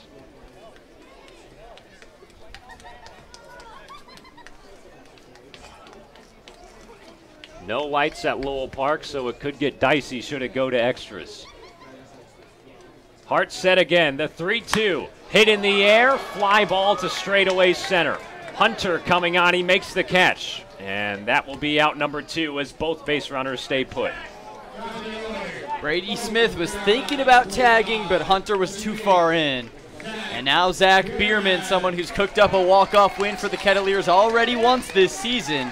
With a runner on second, here's Zach's chance. Zach Bierman on Father's Day, a 5-4 walk-off victory over YD. He had the RBI single to win it for Cotuit. Have a hit is the rallying cry with 2 outs in the bottom of the 9th, a 2-2 ball game between Cotuit and Wareham, and 2 runners on for Bierman. Zach Hart, the right-hander, looks in. Now comes set at the belt. First pitch to Zach, high and away with a breaking pitch for ball 1. Extra innings looming possibly here at Lowell Park. Sun setting down, no lights here. This one could end in a tie. Bierman trying to give the Kettleers the win. The 1-0, sharply hit on the ground, foul, right side.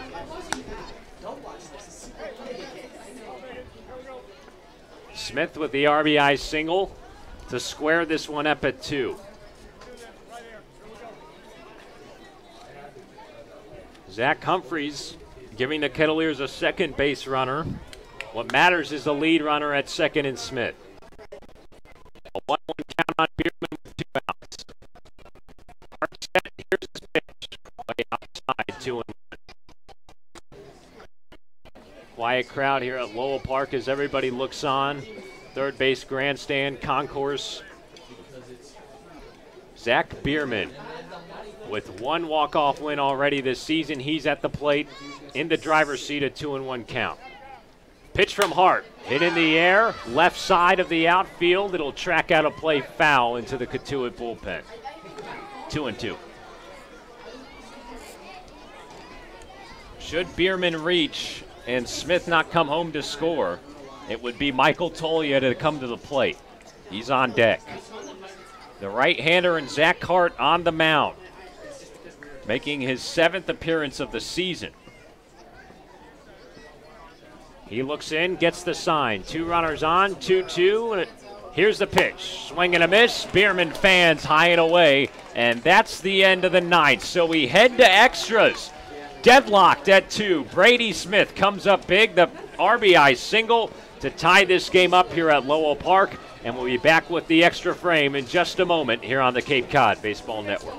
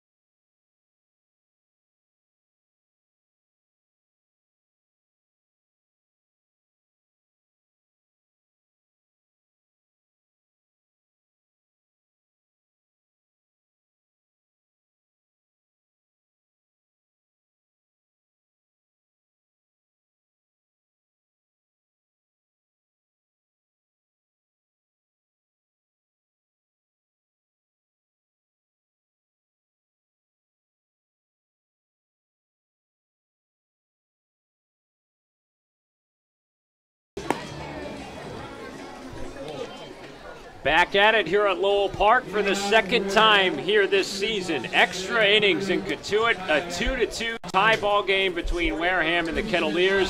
RBI single from Brady Smith in the bottom of the ninth. Extending this ball game, the Kettleers stranded 2, but we have free baseball here in the 10th. 9-1-2 due up for Wareham. Skylar Hunter to lead things off. Stephen Schock, the Submariner, on for his second inning of work as he deals in a first pitch strike. Shift for the Kettleers infield. Corey Wood is the new second baseman who came on as a pinch hitter late. Brady Smith, the shortstop now, playing almost even with the second base bag. Swinging a foul from Hunter at the plate. He's down in the count 0-2. Ryan Reynolds, the third baseman, is also playing in, so there's a big gap on that left side hole in the infield. Thomas Dillard, the first baseman, protecting the line. No doubles defense here in the 10th. Third pitch from Schock outside, 1-2 the count. It's interesting. We've yet to have a game called due to darkness. 26 games into the season.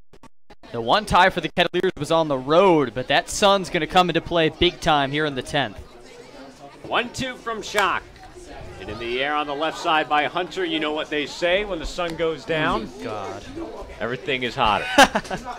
And the only time we've played extras here at home was against Chatham.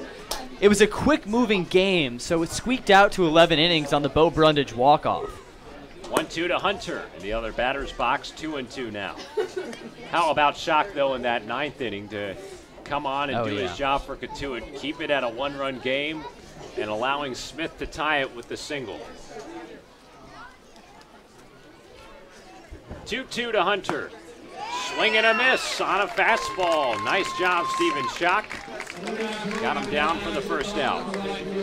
A lot more extra innings for the Kettleers this year. They've seen it all, a win, a loss, and a tie. So 1-1-1, Wareham just 1-0 in extras. The one win coming against YD at home, Chatham at home. The one loss coming against Falmouth on the road, and the tie coming against Falmouth on the road. Leadoff man Isaac Collins takes a strike over the heart of the plate. One out here in the top of 10. 2-2 ball game. Kettleers send it to extras with Brady Smith's RBI hit. Shift on again in the infield. Brady Smith, the shortstop, playing close to the second base bag. Inside pitch from Schock for ball 1. 1-1 to count on Collins, who's had a nice day at the office. 3 for 4 in that leadoff spot with a double and a run scored back in the third. 1 run in the second, 1 run in the third for the Gateman, 1 run in the third, and 1 in the bottom of 9 for the Kettleers. The 1-1 taken out of play on the left side by Collins. Today the sun sets at 8:14. That number creeping up and up. So it's 7:46. That tells me we have a little under a half hour. You can still see a little light across the top of the trees in right field, but that's about it. As the blue sky fades into a yellowish pink beyond Lowell Park. The 1-2 to Collins. Upstairs, ball 2. Kettleers with a 1-1-1 record in extra innings this season. Wareham, one of the only teams, the only team left in the Cape League to tie this year. 2-2, ripped on the ground to second. Wood is there, 2 outs. That's a good sign when you get Isaac Collins out. The red hot bat, 3 for 4 coming into that at bat, now 3 for 5. Now Saheed Valenzuela with 2 outs and nobody aboard. Kettleers infield will play the same as they have for the 3 left-handed bats that have come to the plate. Smith, the shortstop, playing very close up the middle of that second base bag. Big gap on the left side of the infield. First pitch to Valenzuela, called strike on the outside corner. Nobody throwing in the Cotuit bullpen, but a few arms are up. Looks like Garrett Gale standing by. The 0-1 hit foul, and that one turned off of Valenzuela. Looked like it might have got him on a ricochet of the thigh. An 0-2 count now with 2 outs in the 10th. 2-2 ball game. Kettleers tying it up in the bottom of 9. Not really noted as a comeback team this year, but Brady Smith picks them up when they needed it. The 0-2. Valenzuela just able to fight it off on the left side. Elsewhere on the Cape, 8th inning in YD. YD up 9-6 on Orleans. Harwich got a road win over Brewster 7-5. Falmouth leading Hyannis 2-0 in the 5th. And Chatham a 3-0 lead over Bourne in the 4th. Here's the 0-2 again. Whipped in an off-speed pitch that just misses outside, 1-2. Valenzuela 0 for 4 with 2 strikeouts. Struck out looking his last time up in the 8th. This 2-3 tandem of Valenzuela and Idens been kept well in check, 0 for 8 on the day. The 1-2 hit hard on the ground, foul on the right side. Jeremy Idens, the man on deck. His RBI sac fly in the 3rd. Made it a 2-0 game. Kettleers have scored 2 unanswered. The Humphrey solo home run in the 3rd, and then Smith's RBI single in the 9th. Dark here at Lowell Park. No lights here in the 10th inning. Sun setting down. 1-2. Hit in the air on the left side and foul again. Had a lot of 2-strike battles late in this one. Tolia battle a couple innings ago against Easton Lucas. Dillard had a few battles. Now Valenzuela standing in well. Shot comes set, shrugs his shoulders, the 1-2 again. Valenzuela just able to nip it foul back into the parking lot. A couple of folks that are walking out of here early had to duck as they heard the ball hit behind him.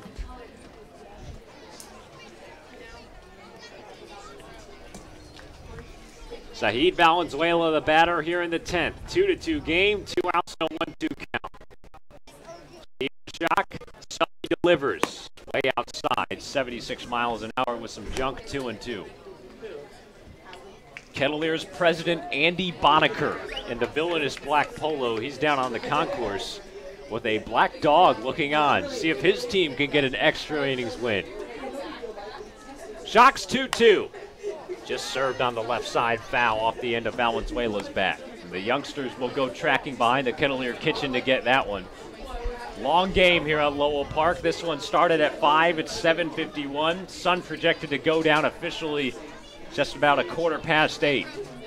Still see some light accents in the sky, but not much to illuminate Lowell Park here. The 2-2.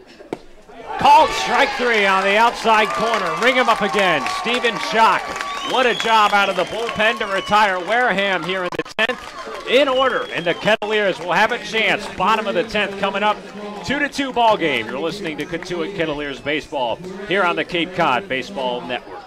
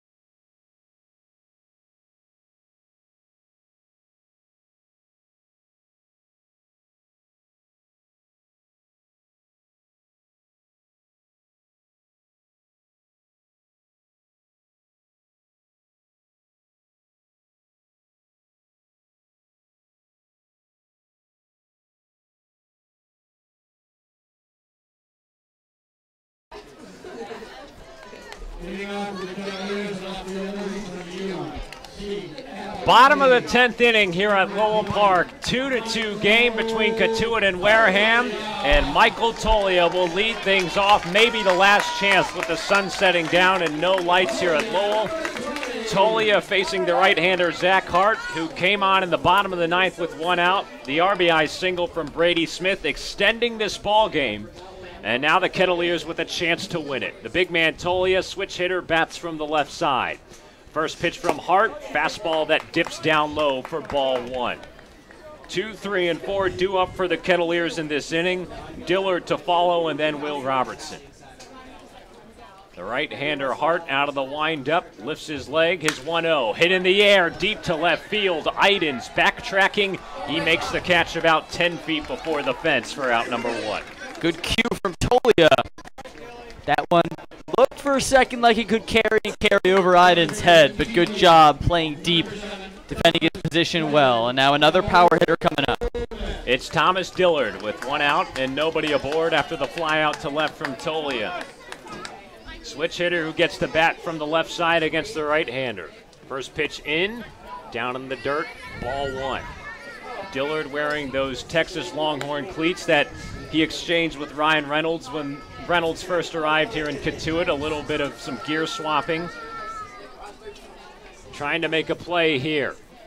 The 1-0 to TD. Fastball on the outside corner at 93 for strike 1.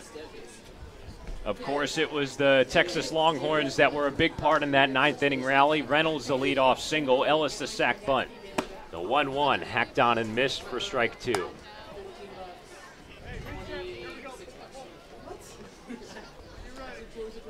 Dillard on the day, 1 for 3 with a single back in the 8th. 1-2, sailing high, a fastball from Hart, who's been wishy-washy with his control today. Now a 2-2 count.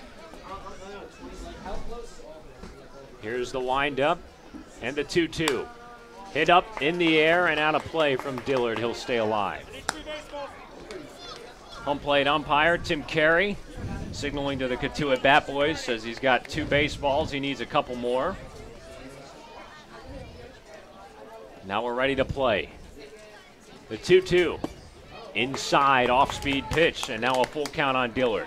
Just get the runner on.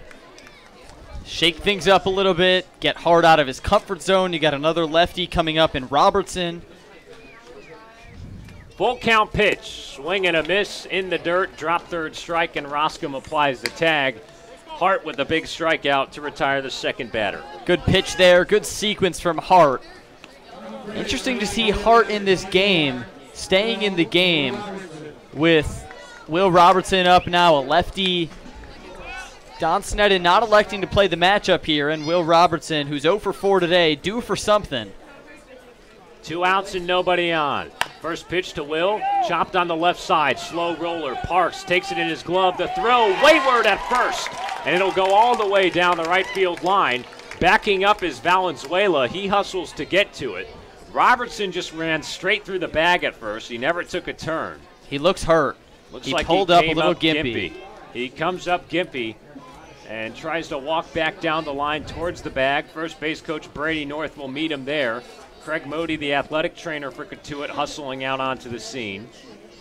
Robertson looked like he was going to beat the throw regardless if it was there. It was a tough play for Parks at third, but he threw it behind the bag. Otherwise, if Robertson was healthy for the entire duration of the play, he might have been able to take second base. Instead, he just ran straight through. And now it looks like the concern is removed as Craig Moody will trot back towards the third base dugout. And now we're ready to go again. So Robertson reaching on what they'll call an infield hit, extending the bottom of the 10th here. Tie game at 2. And Ryan Reynolds, the man that sparked the 9th inning rally, comes up to the plate. First pitch from Hart, grounded towards short. Kreidler takes a bad hop, throws on to first in time, and that's the final out here in the 10th. So the Kettleers don't score, they leave a man, and that is the ball game, according to home plate umpire Tim Carey. This game is called the tie in extra innings here in the 10th, 2-2, a tie between Cotuit and Wareham. No lights at Lowell Park, the sun setting down on this one, and the Kettleers come back late in the bottom of the 9th to extend this one to extras, and they take 1 point from the Western Division leaders. Hey, you'll take the point. For a game that the Kettleers were losing wire to wire up until the 9th, you'll certainly take a point against the Wareham Gateman. First point this year against Wareham for the Kettleers. You know, you never like to see a tie. It feels like an unsatisfying feeling, but for a game that very often, about 9 times out of 10, would have gone down as a loss, good for the Kettleers to get the tie, get the point, and a little momentum heading into tomorrow's clash with Wareham. So the first leg of this home and home ends in a draw. 2-2 the final in 10 innings. No lights at Lowell Park, and we just could not keep going. Home plate umpire Tim Carey slashing his throat saying, that's it for this one. And a 2-2 tie. The Kettleers come up with a run in the 9th, and they'll be very happy to steal a point from the Wareham Gateman here at home. 2-2 the draw. The two teams shaking hands at home plate. We'll be back to break this game down in full. The post-game show coming up next here on the Cape Cod Baseball Network.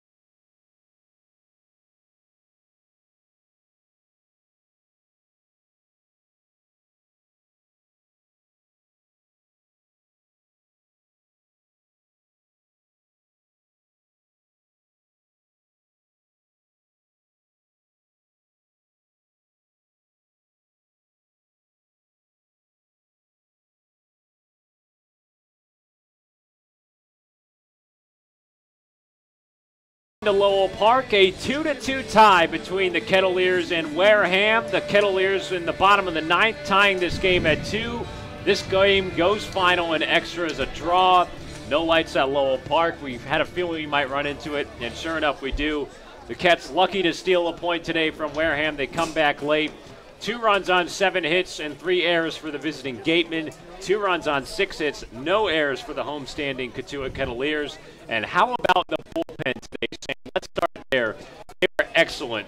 Ryan Leffner, Stephen Schock combining 5 innings, only allowing 2 hits, no runs. They didn't walk anybody, and they struck out 4. It was superb. It was the best outing of the season for both of those guys.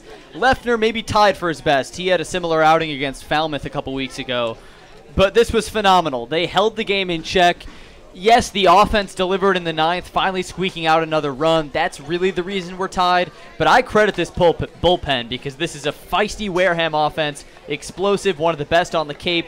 2 really tough outs in Sahid Valenzuela and Jeremy Idens. They combined to go 0 for 9. Of course, John Baker plays a big role in that, but Stephen Schock and Ryan Leffner holding down the fort, keeping Wareham at bay. 2 runs on 7 hits for this Wareham team, that's nothing. So I'm definitely proud of those guys for keeping it. The Kettleers able to draw in a close one. It all started with that rally in the 9th. How about that? Let's break it down. It began with Ryan Reynolds. Yeah, Ryan Reynolds, Duke Ellis, Brady Smith. When I saw those 3 guys do up, I was feeling good. Those are 3 new faces. We've seen some clutch hits from those 3 guys, and all of them did something productive. Ryan Reynolds getting aboard with a nice poke into right field. That was a single. Duke Ellis moved him over with a sac bunt that he might have actually reached on first. A bang-bang call from the first base umpire and John Petula. A sac bunt for Ellis, and then Brady Smith cleaning it up with a nice base knock up the middle, just a little ground ball that squeaked past the pitcher. So those 3 guys combining for that, felt really good to see those 3 guys do that, because I think that this team reached a point where they needed some life breathed in. They needed some fresh faces, and for Ellis and Reynolds and Smith to do that, and to see Brady Smith start the way he has, came into today, 6 for 13 as a Kettleer, gets 2 hits today, including the game-tying hit in the 9th. A job well done from those 3.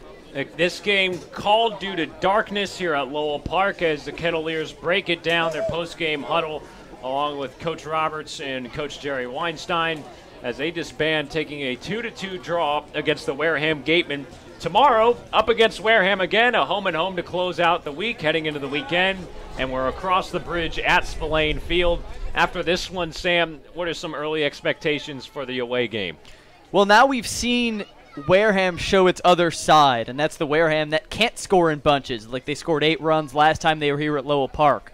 So the little confidence, certainly John Baker did a nice job only giving up the 1 run, or the 2 runs on 5 hits. So a lot of confidence for Anthony Veneziano, who we expected to get the start for tomorrow. Of course, Veneziano last week was the league pitcher of the week with a dime of a performance, a no-hitter through 5 against Harwich.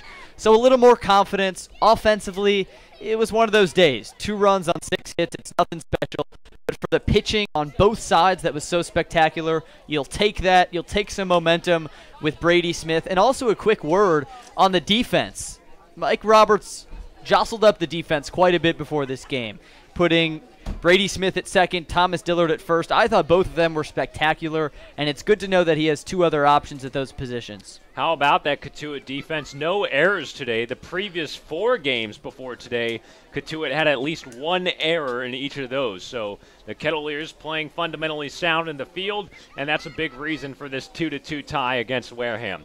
Tomorrow at Wareham, 6:30 p.m., start time at Spillane Field. We'll have the broadcast for you right here on the Cape Cod Baseball Network, Mixlr.com/Cotuit Broadcasting. That's Mixlr.com/Cotuit Broadcasting. 6:30 first pitch, a little later of a first pitch at Spillane Field. They do have the lights there, so we'll be looking forward to a road trip where the Kettleers will try and officially win this home-and-home on a Thursday, Friday against Wareham after tying here at Lowell Park.